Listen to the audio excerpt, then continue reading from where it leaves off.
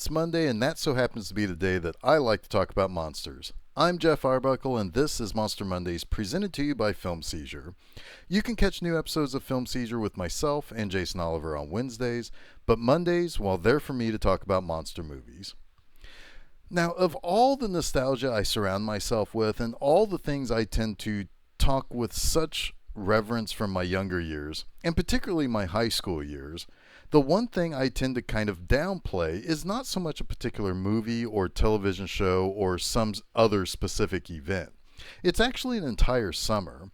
And so this week's Monster Mondays will probably help bring some of that out to the forefront. Generally, this week's episode will talk about the summer of 1993. Specifically, I'm going to be mostly focused on Steven Spielberg's Jurassic Park, that, quite frankly, bulldozed just about everything that came out that summer.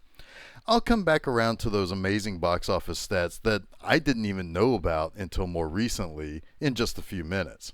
First, let's frame that summer and talk a little bit about my nostalgia for the year that was 1993. To get things started, just know that had just turned 16 that year. Just a couple of months before the summer started, I got my driver's license and I was given the keys to my grandparents' 1977 Dodge Royal Monaco. It was a maroon four-door beast that didn't really fuck around. I could pretty much fit every single one of my friends comfortably in that car. And not to mention, gas wasn't terribly expensive back then, so the mere thought of fueling that son of a bitch up wasn't too terrible of a proposition. That car would float on down the road like a yacht. The thing was so much a product of an age-long past that it didn't even have a tape player in it. No, it didn't have an 8-track player either. Shit, the thing didn't even have an FM radio. It only had AM radio in that thing. And sure, it could have been the target of some jokes, but I wouldn't let anyone put her down. She was mine. So that summer, I was mostly free to throw caution to the wind. And you can do that when you have about 40 tons of American steel around you. Ain't no one gonna mess with you on the road. And I had just finished my sophomore year in high school. I was working at a department store called Venture, and a good friend of mine worked practically right next door at a Michael's Craft store. When I wasn't working at Venture, I would go see movies, and I saw a ton of movies that summer. In fact, back in the early 90s, I saw a whole bunch of movies in the summers of 1991, 93, and 95. I guess the odd years must have had some extra appeal to me in those early parts of the decade, whereas the even-numbered years, not so much. But with my relative freedom and money in my pocket, I spent a lot of that hot summer in a cool movie auditorium. 1993 had some great movies like Cliffhanger, Made in America, The Firm, In the Line of Fire, the second Weekend at Bernie's, the second Hot Shots movie, Rising Sun, Needful Things. The freaking Fugitive came out that summer. Shit, even the crappy movies like Super Mario Brothers and Jason Goes to Hell still hold some nostalgic feeling for me. The Last Action Hero also came out that summer, and it was fun, but I kind of remember not maybe enjoying it as much as a 16-year-old as I might now that I'm 42.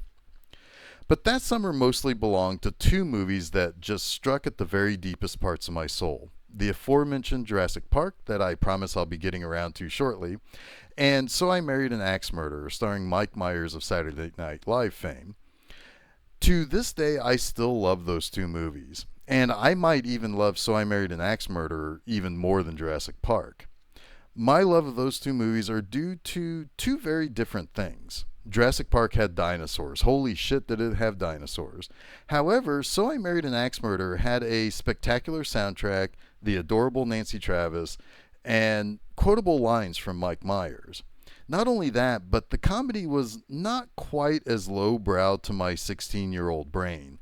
It was mostly filled with relationship humor that seemed so much more grown up than the stuff like The Naked Gun or even Myers' other big-time movie of that era, Wayne's World. I probably saw So I Married an Axe Murderer 3 or 4 times in its short theatrical run, and while it didn't score huge with critics, I don't know too many people my age who don't have some very high appreciation for the comedy. All right. So let's get to the main event, Jurassic Park. This movie marks the first time I did or was a part of two specific movie going experiences. First, back in 1993, the only time you ever saw a movie before the Friday of its release was when you somehow got to see a very special engagement sneak preview, or you were a member of the press. The press would get special screenings for their critics and so on. But even those special engagement sneak peeks were ticketed somehow or some way through another outlet other than the theater itself.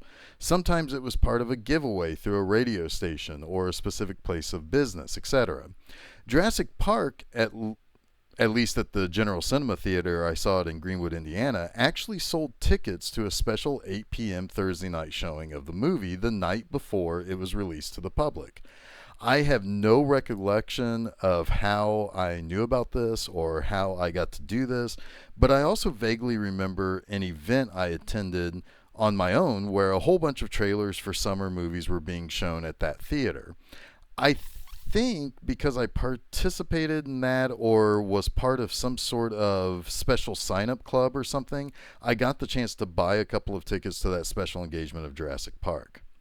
Now that I think more and more about how I might have possibly seen the movie early like that and how I was able to score tickets like that in the analog days of having to literally go to a movie theater on the day you want to see a movie and hope that there are seats left for that movie that you want to see.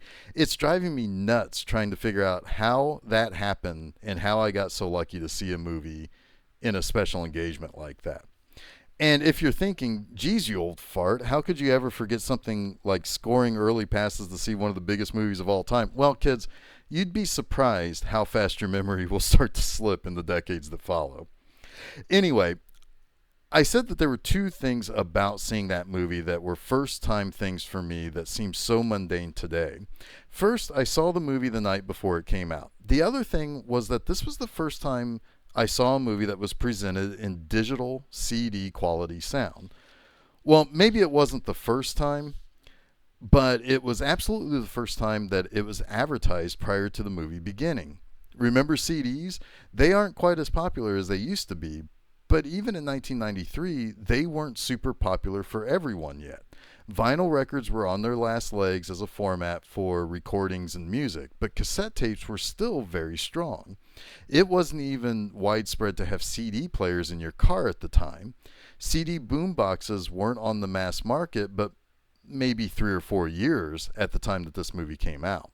So seeing a movie that was advertising clear, crystal clear digital sound coming from a literal compact disc blew my fucking mind. Like, I couldn't even wrap my brain around how that worked. And how could you have a physical piece of film strip match up with a CD playing over the speakers? How does that even work? Of course, just shy of 7 years later, I would start working at a movie theater and see it for myself. It's actually not that special of technology. 98% of the movies we'd play at the theater I worked at in the early 2000s had sound coming from a digital disc. Only super low budget movies or older movies would still use the analog soundtrack on the actual film. Anyway, look, I don't think I really need to go through the plot of Jurassic Park. Most people have seen this movie. Guy finds a way to bring dinosaurs back and wants to open a tourist attraction, and with the help of a little industrial espionage, suddenly has the dinosaurs doing what dinosaurs do: eat, stomp, and destroy. The movie for a very long time was one of the top grossing movies of all time.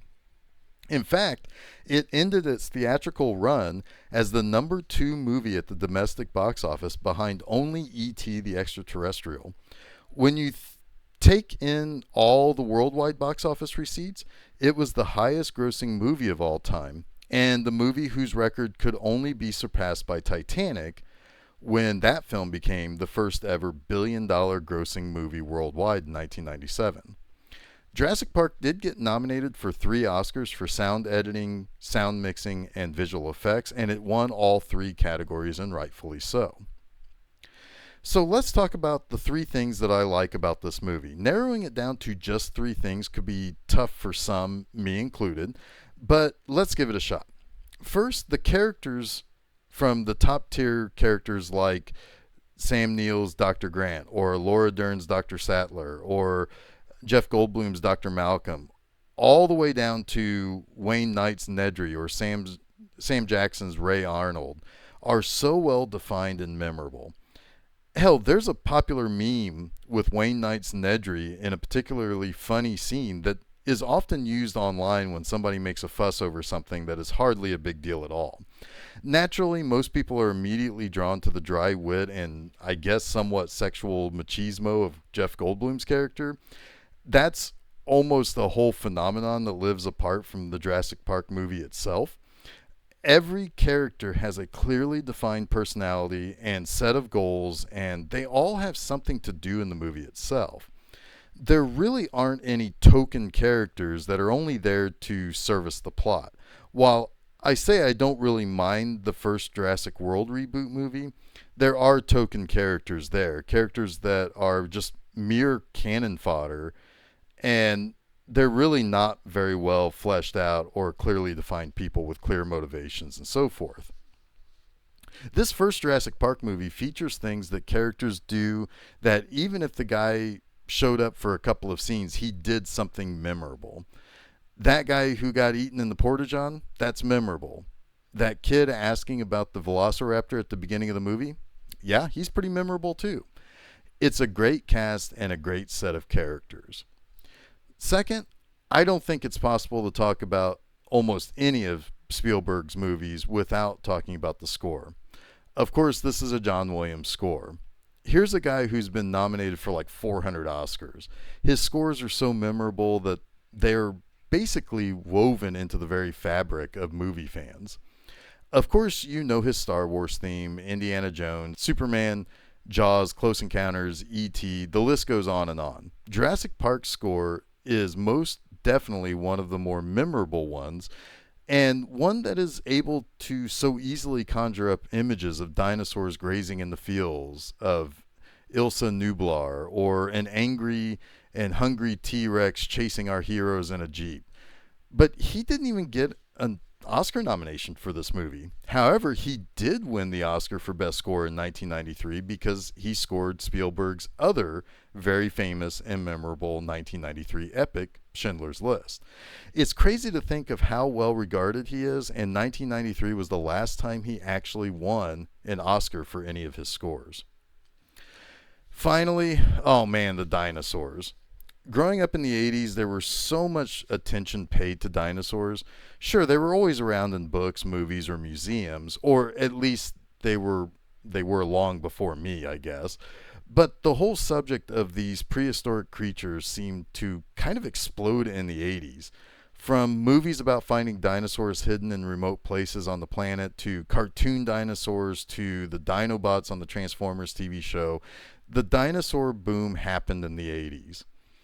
There are few things that captures a kid's imagination more than a giant dinosaur roaming the world and eating other dinosaurs. To see them in this movie look almost as real as they could possibly be depicted, it started up a whole new boom that saw dinos everywhere in the media. Of course, we know that dinosaurs likely had feathers nowadays, and considering it was around this time or shortly after that the case was made that dinosaurs were not related to reptiles but actually birds, it didn't matter. These dinosaurs looked awesome. While computer-generated special effects had appeared in movies before this, never before did it look so real and so well integrated that it's rare to even see computer-generated characters look so weighty and so tactile in movies today. This movie positively made you believe those dinosaurs were real, and they were real actors like you'd see dogs or cats or even birds in any other movie. It's obvious that I love this movie, and I'm not alone either. While most of the sequels or the other movies that came from this series later became kind of maligned, no one tires of the original. It's Spielberg at his best, and it's one of those generation defining moments that still has impact today, 26 years later. So that wraps up this week's Monster Mondays. Until next week, I'll see you later, and don't forget to check out new episodes of Film Seizure every Wednesday and a new installment of Monster Mondays each Monday on filmseizure.com, as well as check out my new post at my website, bmovieanima.com, each and every Friday.